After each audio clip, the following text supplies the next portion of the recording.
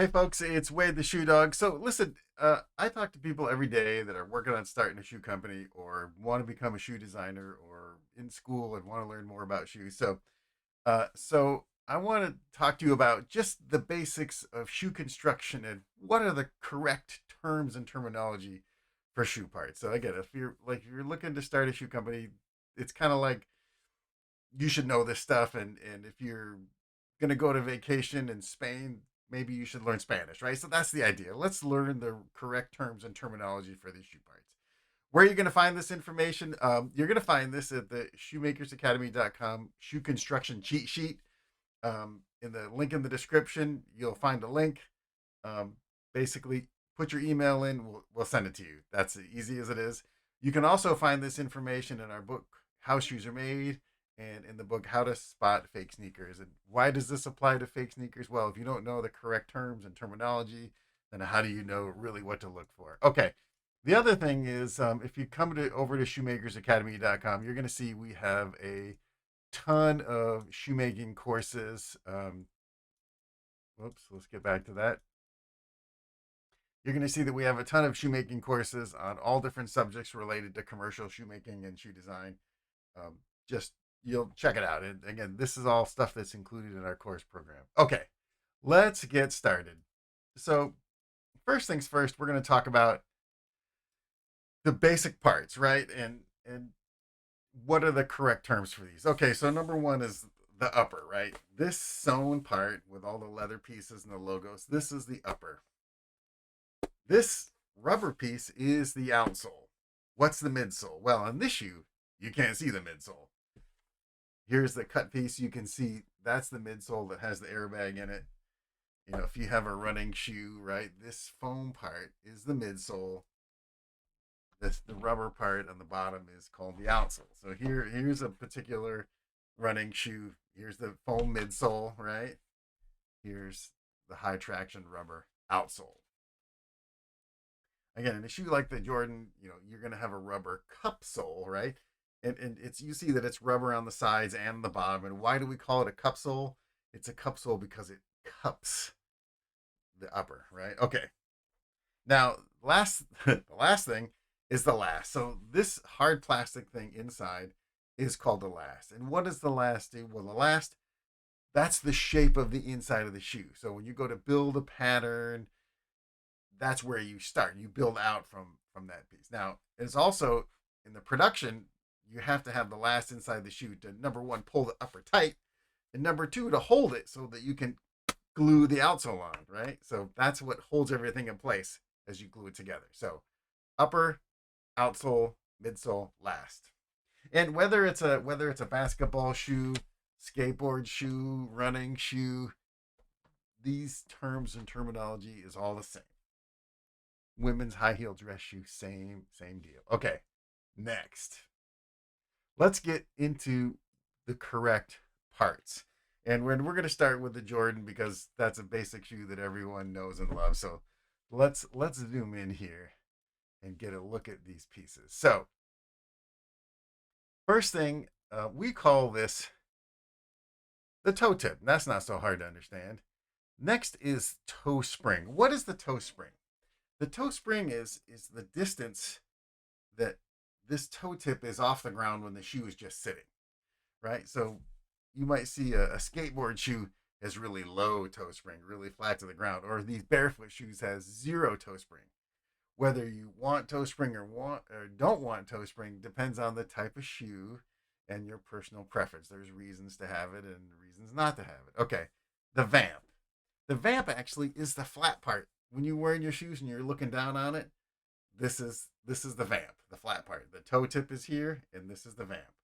The next common part is called the mudguard. And this area here is called the mudguard. It's the side of the shoe below the vamp.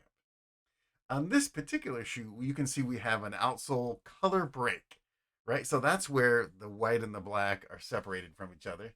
So that's this part over here. That's the color break. And this color break actually follows what we would call the outsole parting line, right?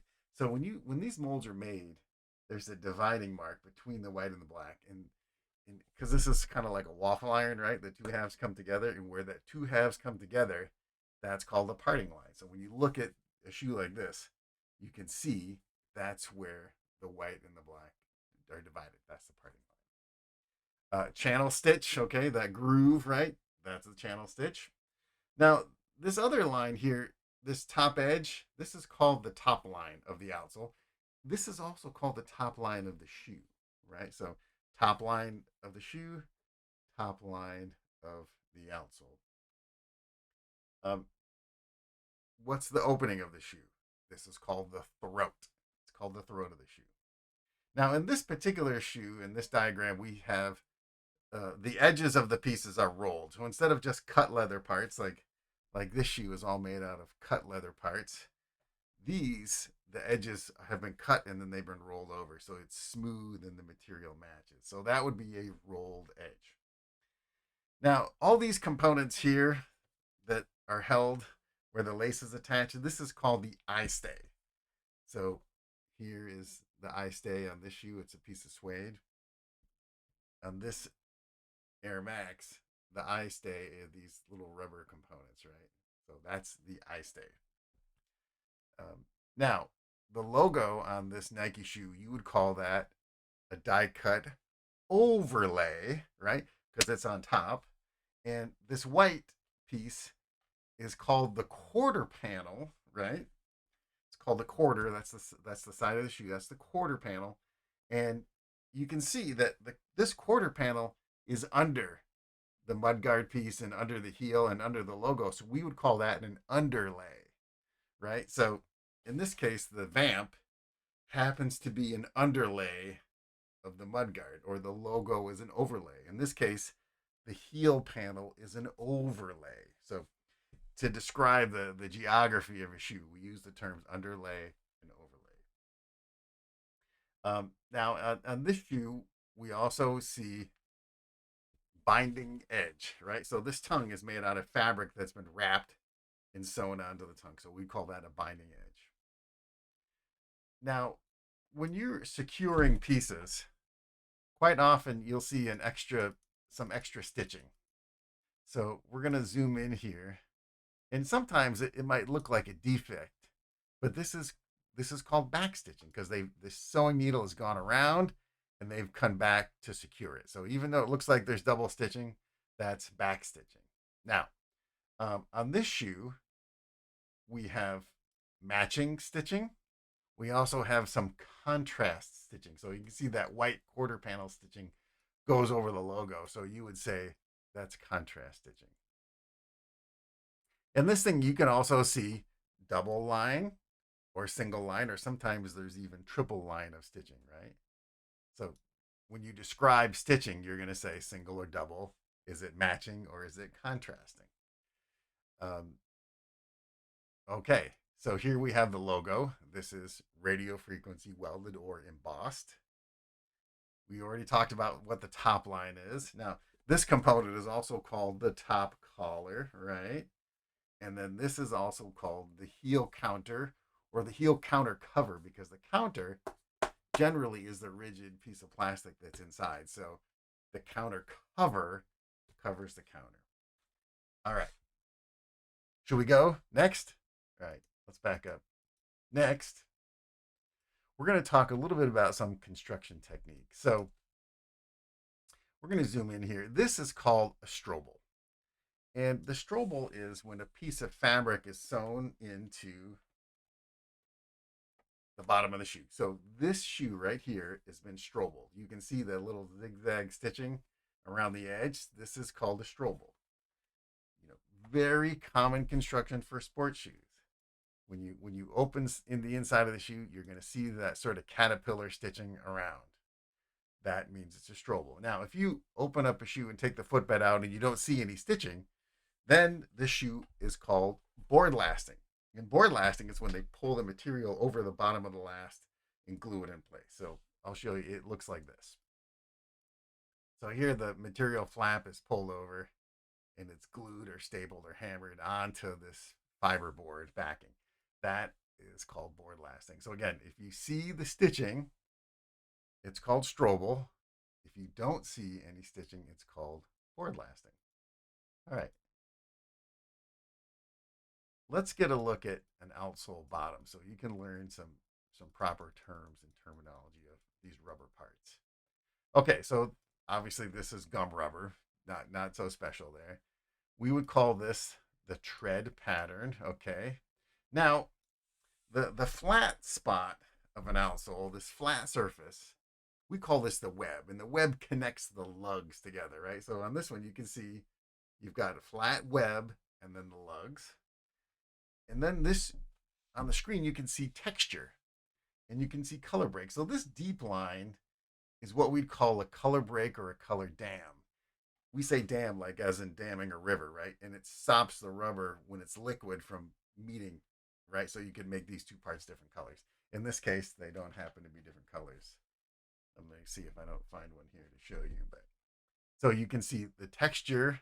Some features are put into the mold by texture process, and some are put in by molding process, or not molding process, put into the mold by casting or machining process. So these heavy grooves, those are made by machining into the mold, and these fine textures are put on by acid etch texture process. So again, here is a color dam that's been used. So this is gum rubber, and this is brown rubber, and this is separated by a color dam. And here we have some molded in text. We have some more color dams down here. And you can see where the rubber and the EVA meet, right? And these have to be very carefully how you put those together. Okay, that's quickly what an outsole looks like. Let's cruise over it. Now we're looking at a vulcanized shoe. And it's just some of the same stuff, but top view, right?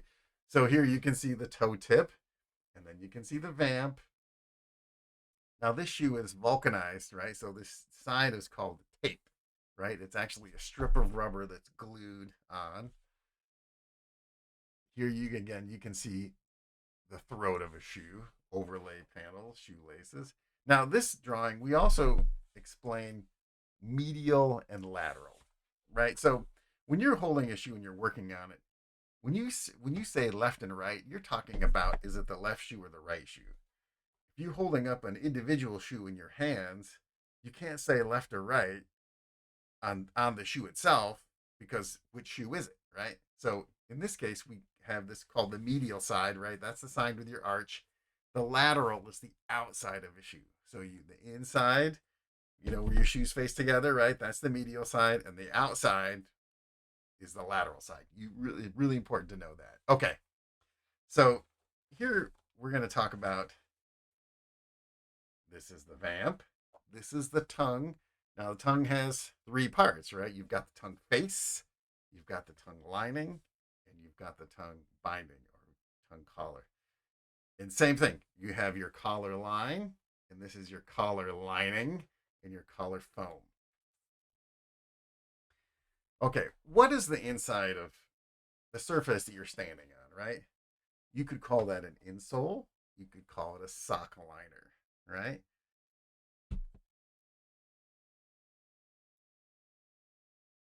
Let's look at some cross sections here. So same thing, you can see this crazy Nike shoe has a really dramatic toe spring. Look how tall that is. And that's just part of the technique here.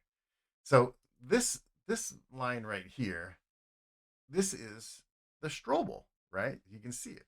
And inside this shoe, you can see the cross section of the midsole. And because this is this high-tech Nike shoe, you can see that it has a piece of carbon fiber in the middle of the midsole. Now we can see some collar foam, and in this cross section here, you can see the heel counter. This little line here is actually a piece of plastic, and that's what gives the heel counters their stability, really sturdy shape. I know the new trend is shoes that are really soft, easy to bend, but if you're running and you want good support, then you're going to have a piece of plastic in here that holds you in. Okay. Now, we're going to talk about a vulcanized shoe, right? So this classic Vans is a vulcanized shoe, which vulcanized shoe means that the outsole is put together in pieces. So the gum is separate from the white foxing tape, and you just wrap it around. Now let's kind of look at a cross section here. So here you can see, and it looks a little bit gnarly, and that's because this kind of vulcanized board lasting technology is a little bit, let's say, obsolete. But again, it's kind of classic obsolete, right? So here you can see you've got the suede on the vamp here, and you've got the cotton lining, and you can see the cross section of the various rubber stripes here, because one stripe goes on, they put the bottom on, right, and then they wrap another strip around, and even wrap another rubber strip around, and then glue the whole thing together. So that's what that cross section looks like. Yeah. Does it look a little bit gnarly in here? Yeah, it kind of does, you know. Is that the best way to make a shoe? You know, it's not modern. Okay, let's look at your kind of classic sneaker. Now, these are made by um, Strobel. Okay, so I showed you that zigzag stitching, right? So here, I'm just going to get myself out of the way here. So this zigzag stitching that I showed you is this right here, and that connects the upper to the Strobel board, right here. And this is the footbed, right? And now you've got your vamp lining, and this is your outsole. And you can see the black and the white pieces, right? Let's really zoom in on there. So you can, if you really look close here, you can see where the black and white are together. This is actually fused together. This is never coming apart because the raw rubber is cooked together. So it's kind of like I don't know, kind of trying to hard to explain it, but it's not glued. It's actually fused. Those parts will never come apart. And then you can see right here, this is the channel stitch, right? It goes through the rubber and into the upper. So that's what that channel stitch looks like in cross section. So hey folks, you know, this is a little bit about what you can learn if you're visiting the shoemakersacademy.com. And if you want to get more in depth and detail, there's two books here. It's called How to Start. One's called How Shoes Are Made, and How to Spot Fake Sneakers. Why is it important to know this stuff when you're looking to authenticate shoes? Is because if you don't know what correct is, or the correct name of the part is, how do you explain, right, what the real story is? Okay, so if you want to get these diagrams, you're gonna go over to shoemakersacademy.com. You're gonna go to follow that link for cheat sheet. All you have to do is put your email address in. I promise you, I'm just gonna send you coupons and a couple of emails. But this is how you're gonna get your cheat sheet. Hey, if you like this content and you want to learn more about how shoes are made or how to get into the business, then you should check out our Shoemakers Academy online courses. There's more books, there's more courses. You can learn all aspects of shoe design development. And if you're interested in starting your own shoe company, then check out this material. It's pretty important for you to know this stuff. So, hey folks, I'm Wade. If you have any questions about shoes or shoemaking, just swing on by Shoemakers Academy. My email is on the top of the website and it's in the description of this video.